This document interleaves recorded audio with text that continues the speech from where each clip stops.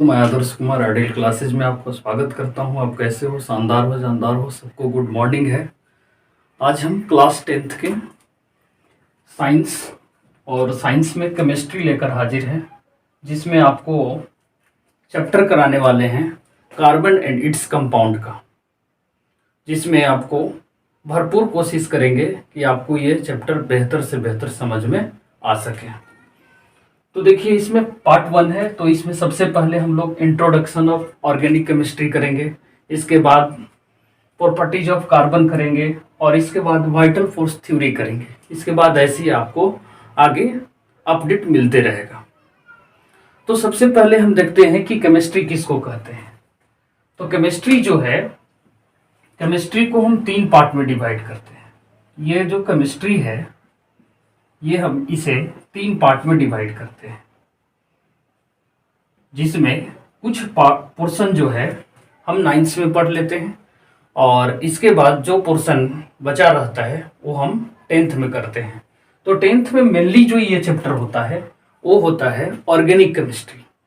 वो होता है ऑर्गेनिक केमिस्ट्री। तो पहला जो केमिस्ट्री का टाइप होता है इनऑर्गेनिक होता है, इनऑर्गेनिक। दूसरा होता है ऑर्गेनिक, ऑर्गेनिक, ऑर्गेनिक। और थर्ड जो होता है वो फिजिकल केमिस्ट्री होता है, फिजिकल केमिस्ट्री होता है। तो आप समझ गए कि इनऑर्गेनिक, ऑर्गेनिक और फिजिकल।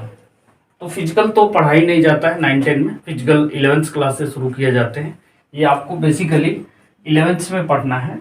और ये दोनों इंट्रोडक्शन जो हो जाते हैं वो उतना डीपली तो केमिस्ट्री पढ़ते नहीं हैं, पर इसमें ऑर्गेनिक पढ़ लेते हैं और इनऑर्गेनिक पढ़ लेते हैं। तो इनऑर्गेनिक में 10th के हिसाब से देखा जाए तो केमिकल रिएक्शन एंड कंपाउंड है, केमिकल रिएक्शन एंड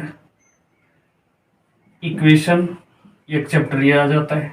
फिर मेटल एंड नॉन मेटल आ जाता है, नॉन मेटल आ जाता है।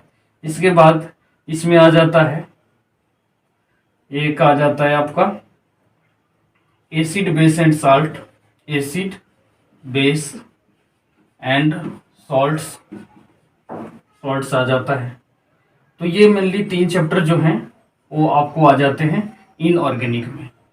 और ऑर्गेनिक में एक ही चैप्टर है मात्र, वो है carbon and its compound, carbon and its compound, carbon and its compound, ये आ जाता है चैप्टर। तो यहां से देख लीजिए आप, chemical reaction and equation, metal and non metal, acid base and salt, और ऑर्गेनिक में आ जाता है कार्बन एंड इट्स कंपाउंड। तो ये आपको हो गया ऑर्गेनिक के। तो ऑर्गेनिक में हम पढ़ते क्या है, ऑर्गेनिक कहते किसको है? तो हम जिसमें कार्बन और उसके कंपाउंड का स्टडी करते हैं तो उसको बोलते हैं ऑर्गेनिक केमिस्ट्री। तो ऑर्गेनिक केमिस्ट्री, यदि ऑर्गेनिक केमिस्ट्री की बात की जाए, organic chemistry, organic chemistry,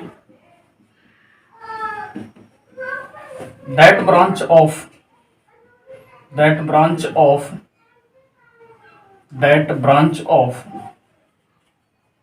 that branch of chemistry, chemistry in which we deals about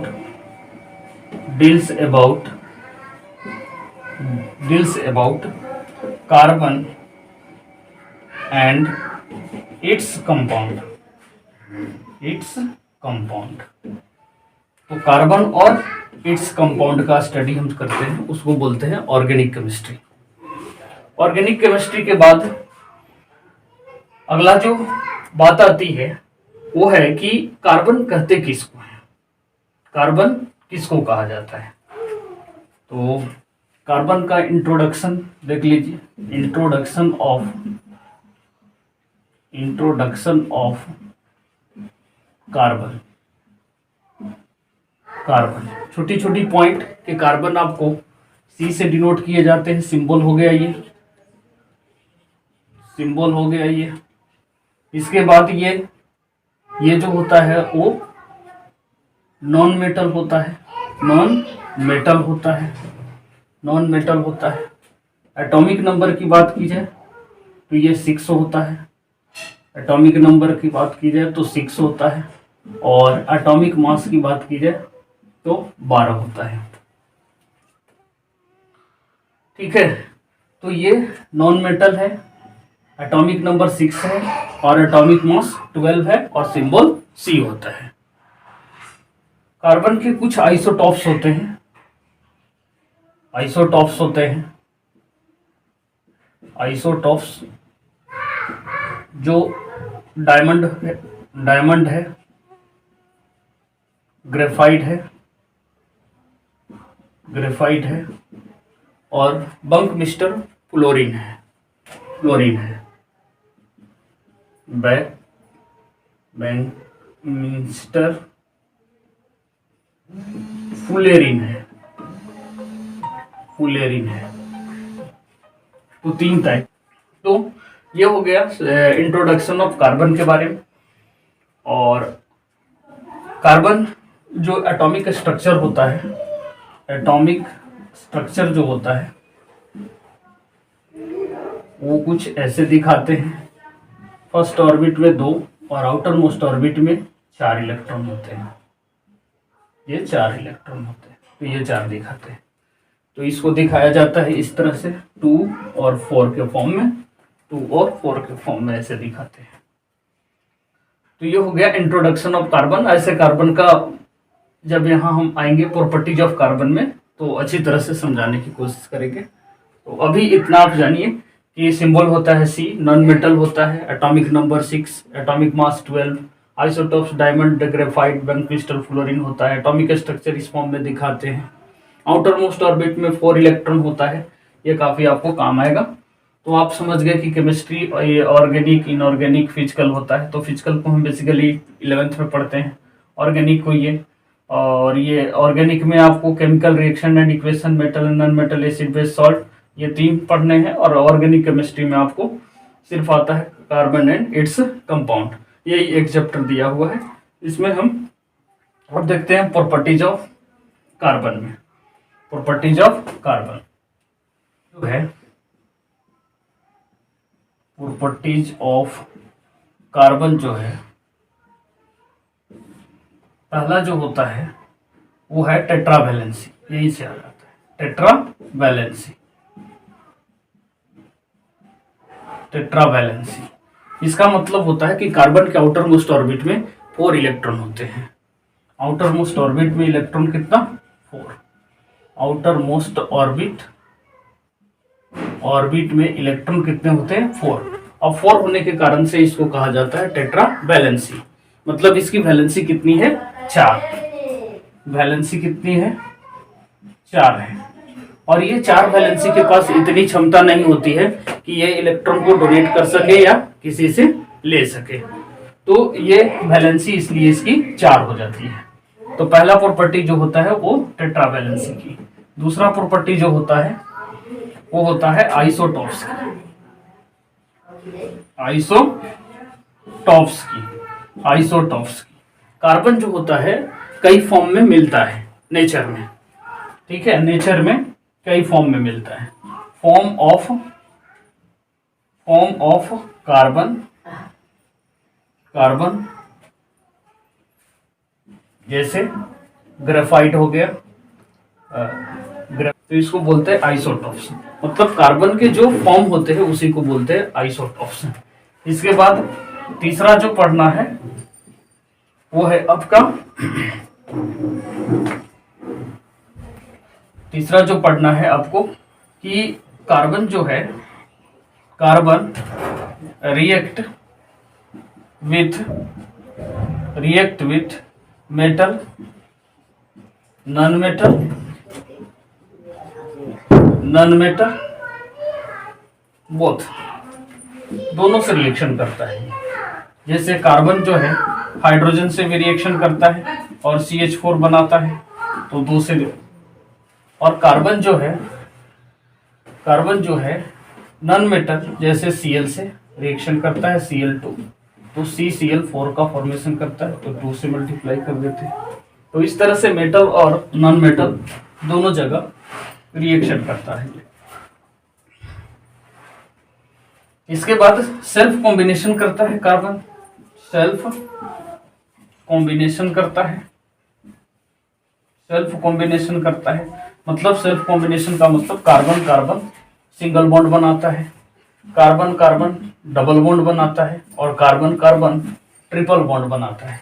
इस तरह से सेल्फ कॉम्बिनेशन करता है। तो the properties in which combines with single bond, double bond और ट्रिपल बॉन्ड, ये तीनों बॉन्ड्स बनाते हैं। अब पांचवा जो है वो है कैटिनेशन का प्रॉपर्टी, कैटिनेशन का प्रॉपर्टीज पाया जाता है, कैटिनेशन का प्रॉपर्टी पाया जाता है। कैटिनेशन का मतलब होता है कि कभी वो लॉन्ग चेन का फॉर्मेशन करता है, जैसे कार्बन कार्बन इस तरह से बॉन्ड बनाते हैं, इस तरह से कार्बन कार्बन बॉन्ड बनाते हैं। इसके बाद कार्बन जो है इस तरह से फॉर्म करते हैं, इस तरह से फॉर्म करते हैं कार्बन इस तरह से। इसके बाद ब्रांच्ड फॉर्म में भी होते हैं कार्बन इस तरह से, ये इस तरह का फॉर्म बनाते हैं। तो ये फॉर्मेशन हो गया कार्बन का। तो कार्बन कार्बन इस तरह से एक लॉन्ग चेन फॉर्मेशन, फिर रिंग के फॉर्म में बनाते हैं, ब्रांच्ड फॉर्म में बनाते हैं। तो इस तरह से कार्बन को प्रॉपर्टीज को बोलते हैं कैटिनेशन की प्रॉपर्टीज। तो पहला प्रॉपर्टी टेट्रावैलेंस, दूसरा आइसोटॉप्स, फिर carbon react with metal and non metal both. तो यहाँ हाइड्रोजन मेटल है, यहाँ Cl आपको नॉन मेटल है। सेल्फ कॉम्बिनेशन करता है, सेल्फ कॉम्बिनेशन का मतलब होता है कि वो कार्बन जो है अपने से सिंगल बॉन्ड, डबल बॉन्ड और ट्रिपल बॉन्ड का फॉर्म कर लेता है। कैटिनेशन का प्रॉपर्टीज है जिसमें एक लॉन्ग चेन बनाता है, रिंग जैसा बनाता है, ब्रांच चेन भी बनाता है। इस तरह से कार्बन सेल्फ कैटिनेशन प्रॉपर्टीज बोलते हैं इसको। तो ये कैटिनेशन का प्रॉपर्टीज हुआ, ठीक है। इसके बाद है vital force theory. Vital force theory जो है 1809 में दिया गया था, 1809 में दिया गया था, जिसमें आपको बताया गया बर्जिलियस इसका दिया था, बर्जिलियस, ये है बर्जिलियस दिया था, बर्जिलियस इसको साइंटिस्ट था और इन्होंने गिव अप मेड, मतलब कि vital force theory is made by Berzelius. और बर्जिलियस बोला था कि हमेशा जो कार्बन का फॉर्म होता है, कार्बन जो मिलता है वो हमेशा नेचुरली मिल सकता है, वो मैनमेड नहीं हो सकता है, ये बर्जिलियस ने बताया था। अब बर्जिलियस का ही एक स्टूडेंट्स था ओहलर, जिन्होंने वो लेबोरेटरी में अमोनिया साइनेट को गर्म करके हीट किया उसको और उससे बनाया था यूरिया। तो यूरिया जो था वो फर्स्ट साइंटिफिक जो आर्टिफिशियल था वो कंपाउंड था। तो सबसे पहले vital force theory is given by Berzelius in 1809। तो 1809 में बर्जिलियस ने एक थ्योरी दिया था और बर्जिलियस 1809 ईस्वी में जब ये थ्योरी दिया तो थ्योरी के अकॉर्डिंग कहा गया कि कार्बन जो है हमेशा वो देता है, बनाता है सिर्फ नेचुरली, वो नेचुरल के अलावा किसी से नहीं बना सकता है, तो नेचुरली ही ये फॉर्म करेगा। लेकिन इसी का स्टूडेंट था एक ओहलर, जिन्होंने वो यह बताया या लेबोरेटरी में वो अमोनिया साइनेट को गर्म किया था, NH4CNO को गर्म किया और इसे बनाया NH2CONH2, ये फॉर्म बनाया था। इस तरह से यूरिया बनाया और यूरिया ये था फर्स्ट आर्टिफिशियल कंपाउंड जिन्होंने ओहलर ने बनाया और उसी टाइम से ये थ्योरी समाप्त हो गया और इस थ्योरी के साथ हमेशा ओहलर का नाम लिया जाता है।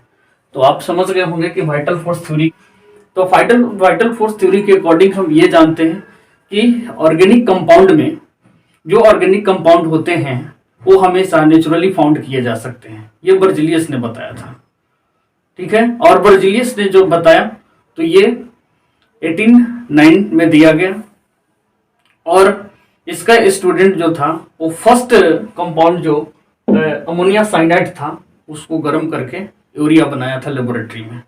तो उस टाइम से ये वाइटल फोर्स थ्योरी समाप्त हो गए और हमेशा बर्जिलियस के साथ ओहलर नाम दिए जाते हैं। तो आप भी ऐसी स्टूडेंट बने। तो मिलते हैं नेक्स्ट वीडियो में, तब तक के लिए गुड बाय, जय हिंद, जय।